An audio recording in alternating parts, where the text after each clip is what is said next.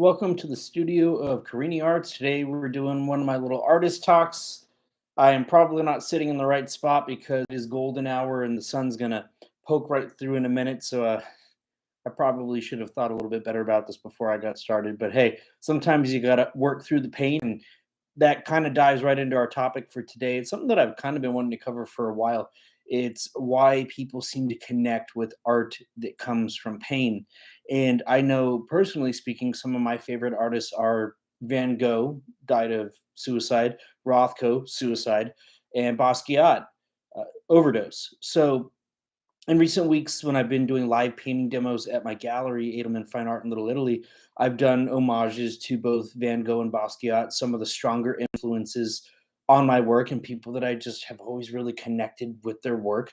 And as I've observed and noticed that other people connect with art that comes from pain, I've noticed that I too do the same. And even right now with my own work, I'm focused on a collection called my Open Wounds collection, and although my work has always been very open and explicit, this dives heavily into some very deep, dark themes, including addiction, my father's suicide, my own battles with that, the disappearance and suspected murder of my best friend, my assault and battery that led to a concussion with multiple facial fractures, severe eye trauma, and a concussion. And it's where my logo came from. So if you ever see this, my logo represents life growing from death, but that's what I saw flashing through my head. But I have noticed over the course of my career, even with my own work, that people connect to the dark stuff. And when I've had these periods of light or happiness, I've noticed that people didn't seem to connect with the work as much, which is kind of a little bit of a tragic thing for the artist. It's a tragic conundrum of sorts because when you find yourself in your own moment of peace, your own happiness, maybe people aren't connecting with your work as much. And it sucks to kind of have that feeling because you're thinking, oh, I'm doing well. Don't people want to support me when I'm doing well? And I don't think that that's necessarily the case. But I know if you have a breakup or you have a bad experience, what type of music do you listen to? A lot of times it's going to be sad music or very emotional music. And I know that for me, again, personally, I tend to connect less with the poppy, trendy music and more with some of the underground stuff, the stuff that really hits the soul. I know right now I just did an homage to Tupac, another person that had a tragic ending, but a beautiful poet and artist of a variety of natures. And so I just did a piece about the rose that grew from concrete. So I'll be sharing that soon too. But right now I'm sort of paying homage and tribute to the artists that have really hit my soul and allowed me to be a better artist, to be a better person, and to really share my experiences. People that showed me that it's okay to kind of bleed all over your canvas, to put yourself out there. Is the statement for my new Open Wounds collection says, pour yourself into the paint. And I kind of play with the words. So it says pain, and then there's a cross at the end too. So I like to play with things like that, do my own bit of poetry and writing and stuff. And I've also had my fair share of success with not just my painting, but with my writing, but more so when it comes to sharing the dark stuff. Sometimes stuff I'm like, oh God, if I share this, people are really going to judge me. But I think that people appreciate the vulnerability of you putting yourself out there, because I think that we have a lot of people that do the cookie cutter stuff. And there's nothing wrong with that if you're just a hobbyist or even a professional artist and you like painting happy trees and things like that. There's absolutely nothing wrong with that. There's beauty to that. For people that have happiness, I admittedly, yeah, maybe sometimes I do envy that a little bit, but I'm not jealous. I appreciate that you're able to find that, and I'm grateful that you're able to find that in your own life, and it's something that I quest after myself. But I find myself on a bit of a different journey, and I find that I make my most impactful work from these tragically dark places. And it's not that I want to be there, it's just that I find myself there, and I open myself up in the effort to heal and to get out of there. And I put all of that into the work. But I do have to question if perhaps by opening myself up and putting myself into the work in that dark sense so often, if that could be one of the things that hinders me and maybe keeps me there, because I do give a fair amount of energy to that. And perhaps in giving the energy to that, that's what stifles me in a sense and keeps me in that dark place. So then I have the question though of, okay, Do I pull myself up and maybe I don't make the same quality of work, or maybe people don't support my work as much and then maybe I'm not able to keep my dream alive? Or do I stay here in this dark place but share those experiences? And do I risk, like with Heath Ledger and his portrayal of the Joker? It was a masterful performance and I absolutely love it. And I will watch that movie an infinite amount of times and always find that performance breathtaking. But in diving into his art and diving into his craft and into his character, it took him to a very deep, dark place, which perhaps contributed to his demise. So it raises the question of, are we supporting the demise of the artist in supporting that dark work and not encouraging finding a healthy balance and getting out of that? It's a tough question because I've even thought that at times too. I'm like, people like me better when I'm in this dark place. People don't want to see me succeed, and that's not true necessarily. But sometimes when you're in the dark place and people are supporting only the dark stuff, you kind of start to wonder. But I think it's that a lot of people see others on social media and they're giving these snapshots of their life. It's the, oh, good vibes only, everything's great. Oh, hey, I'm doing wonderful, or hey, I just got married, or hey, I'm in the perfect relationship. And it is oftentimes just a ruse. It's smoke and mirrors. It's not necessarily a full story. It's a snapshot, and it's a choreographed snapshot of their life. It's not accurate or an honest portrayal in any sense. But when you're flooded with that, and you maybe, perhaps, maybe you're somebody that's struggling, and if that's all that you see, you start to judge your life based off of what you're seeing.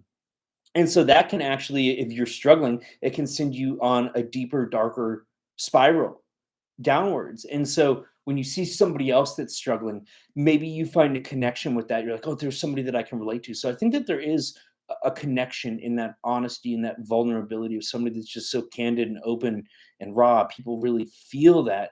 The energy of that, it's palpable, it's tangible. You can put your hands on it, you can pull it into you, you can almost hug it and hold on to it and grasp it. And that's a powerful, powerful feeling. And I find that sometimes the darker emotions are sadly uh, perhaps more intense, or they send you on more of a roller coaster, almost like a high of sorts. And it could be something that's addicting. And I'm just curious. So, if anybody joins this talk later on or comes across it, I'm curious on what your perception is. Perhaps if you are an artist yourself and people relating to your work, or the artists historically or contemporary artists that you connect with and why you connect with their work. Is it happy work? Is it the more sad work that you connect with? And if so, if you're able to extrapolate and articulate why, I think it would be interesting to have some viewers and people share that, because I think it is an interesting topic. It's something that I wanted to cover for a long time, and I'll probably come back to it in the future, especially if I can get some people on making comments and we can get some perspective here. But I can share my perspective as both an observer and as an artist that is somebody that really does a lot of work that dives into deep dark concepts. Again, this open wounds collection, some of the pieces that I'm doing for my upcoming show are going to be difficult for me.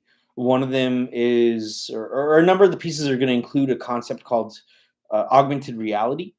And with that augmented reality, which is a digital experience that we're going to add to my paintings, there's also going to be some audio, and some of that audio is going to include, I believe, if I can make it happen and make it work, is going to be some audio from Deanne Hastings, my friend who disappeared, and I believe that she was murdered, and we're still trying to prove that 6 years later. I was also able to collect some audio recently of my biological father, and collecting the audio for this digital experience was the first time that I have ever knowingly heard his voice in my entire life. He died shortly before I turned a year old, and at 37, almost 38, this was the first time that I ever consciously heard his voice. And I was able to obtain some audio of him in a band. And interestingly enough, he's singing about going to California, and so I live in California, and so it definitely strikes up some emotions for me, and I feel like it's going to be a powerful experience if I can put it all together. And talking to the gallery, so that's another thing is being commercial in a sense, working with galleries. I had to say, hey, is it okay to do these things, or is it going to be too dark? Do I need to save it for another gallery or for another show, another experience? Because I'll always make the work that's authentic and true to me, but sometimes that doesn't necessarily work for commercial environments. So I will always make the work I need to make, but I wanted to determine if I needed to hold off and maybe show it or showcase it at a different venue at a different time. But I've done projects before that were very deep and dark, including in 2012 when I learned of my father and how his life ended, because I had never really known. I had gut feelings and I had my own feelings, and being connected to him, there's this innate sense. But I connected with my family in 2012, my father's side of the family, and I learned that he had taken his life.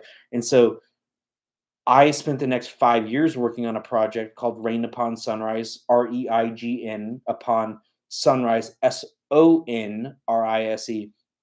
And so that whole project revolved around me painting my father's suicide note, the note that he never left.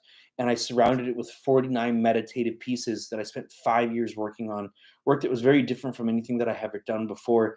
And I did a variety of journal entries, sharing very personal things. And then I ended up putting those on the floor as graphics so that people could walk around in this immersive experience.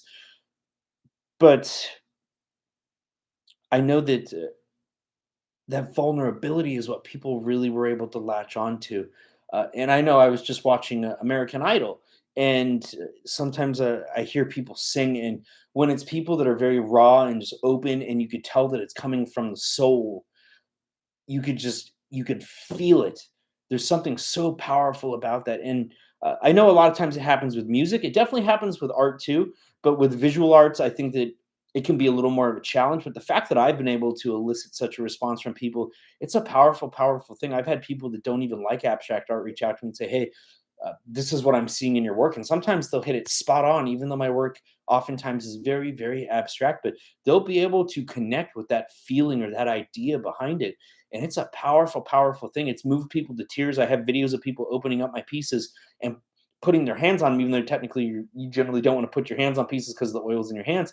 But people just can't resist sometimes because they just feel that energy and they just want to touch it and connect with something. They want to feel like they're a part of something, part of this experience, feel this energy of the universe. And it's a beautiful, powerful thing. And so I don't think I would ever change what I do, sharing my work in the sense that I do, and diving into this dark work.